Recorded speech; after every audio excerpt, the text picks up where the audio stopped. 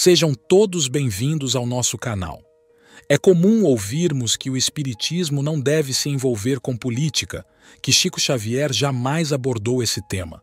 Neste vídeo, trago depoimentos de amigos próximos de Chico, revelando suas opiniões sobre o presidente Lula. As palavras são fortes e podem chocar muitos ao ouvirem o que Chico disse sobre Lula, inclusive fazendo previsões impactantes sobre o futuro do presidente. Ao final deste vídeo, peço que permaneçam conosco, pois quero compartilhar minha perspectiva sobre o assunto para enriquecer ainda mais o debate.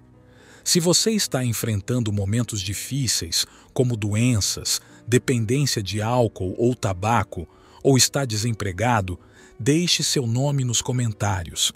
Temos um grupo de oração dedicado a vocês, onde vamos interceder pela sua cura, libertação e vitória. Se ainda não é inscrito no canal, inscreva-se e deixe seu like. Agora, vamos ao vídeo. Relatou para você esse momento político, esse momento social que nós estamos atravessando hoje, Geraldo? Ele fez alguma observação sobre isso? Ele fez a observação em 1989. Eu sei que muita gente vai atirar pedra em mim, mas eu vou dizer.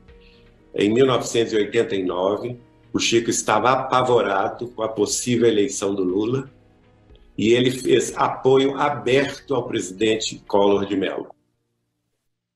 Apoiava o Collor, recebeu o Collor 3 vezes em Uberaba, se recusou a receber terminantemente o Lula e, conversando comigo, ele previu tudo o que aconteceu no Brasil nos últimos 20 anos, de 1990 para cá. 20 não, nos últimos 30 anos, né? Ele previu tudo, inclusive a prisão do Lula.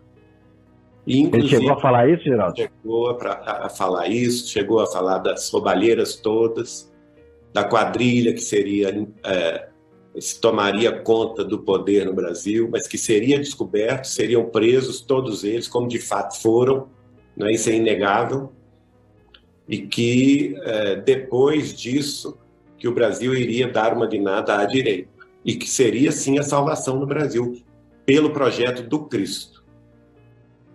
Eu sei que o Collor de Mello esteve com Chico, né? Inclusive, me parece que você estava presente nessa época, né? Eu tenho as fotografias, por exemplo, do Dirceu Abdala, que estava presente quando o Chico se recusou a receber o Lula, terminantemente, dizendo que não, que a presença desse homem era terrível demais para ele, e que ele não iria recebê-lo. E o Dirceu dá esse testemunho.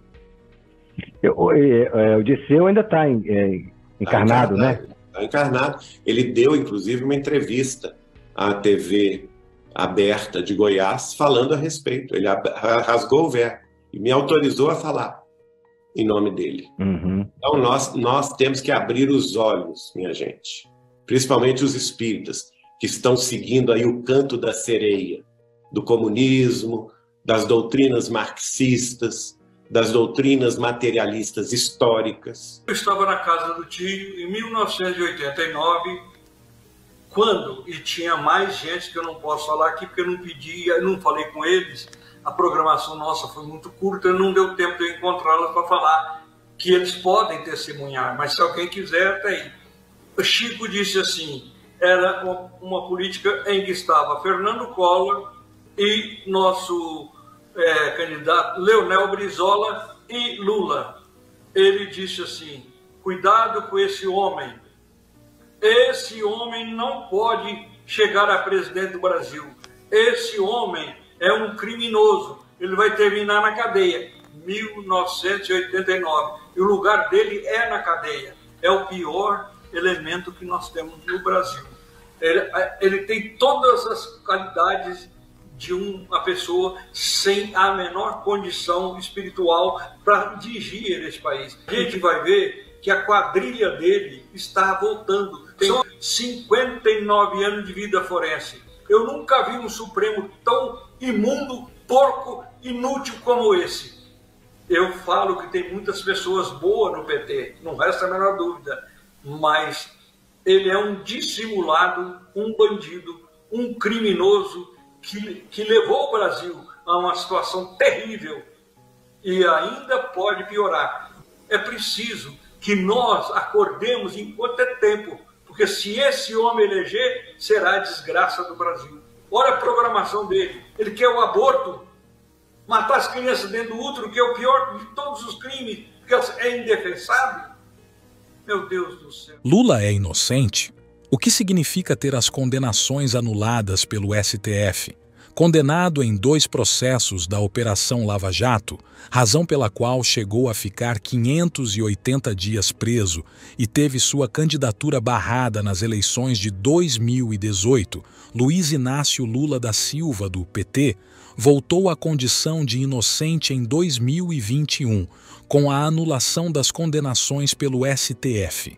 A anulação se baseou em 2 entendimentos da Corte: de que o juiz Sérgio Moro foi parcial, o que comprometeu o direito da defesa a um julgamento justo, e de que os casos tramitaram fora da jurisdição correta. A imparcialidade do juízo é um pressuposto básico e irrenunciável de tudo que se faz num processo, e foi essa imparcialidade que foi derrubada. E os fatos mais recentes, o envolvimento político do juiz Moro, acabaram tornando essa narrativa quase que indissociável de tudo o que aconteceu, afirma a professora da FGV Rio e procuradora regional da República Silvana Battini.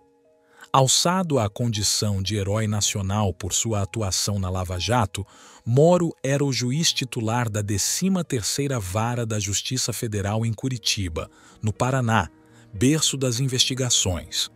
Ele renunciou à magistratura no final de 2018 para assumir o Ministério da Justiça e Segurança Pública a convite do presidente eleito, Jair Bolsonaro, do PL. No ano seguinte, o site The Intercept Brasil revelou o que seriam conversas privadas entre investigadores da Lava Jato e o ex-juiz.